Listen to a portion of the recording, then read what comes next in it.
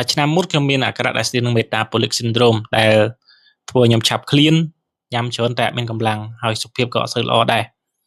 ហើយខ្ញុំក៏បារម្ភពីការដែលខ្ញុំកើតឈឺទឹកនោមផ្អែមដែរ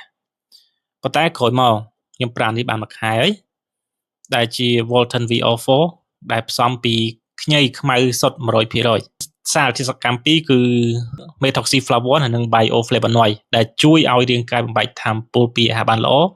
និងជួយរក្សាលំនឹងជាតិស្ករក្នុងឈាមដែលធ្វើឲ្យខ្ញុំអារម្មណ៍ស្រួលខ្លួននិងសកម្មជាងមុនអញ្ចឹងពីមុនខ្ញុំមកពីធ្វើការវិញខ្ញុំហត់ខ្ញុំធ្វើអត់កើតទេគឺញ៉ាំបាយងុទឹកគេងប៉ុន្តែឥឡូវខ្ញុំអាចធ្វើការងារបន្ថែមពេលយប់បានដូចជាការអានសៀវភៅនិងរៀបចំគម្រោងផ្សេងៗអញ្ចឹងបើចង់បានសុខភាពល្អឡើងវិញដូចខ្ញុំអញ្ចឹងសាកបងប្រើម្សៅខ្ញីខ្មៅ VR4 មួយនេះហើយចង់ដឹងព័ត៌មានលម្អិតអាចឆាតសួរខ្ញុំបាន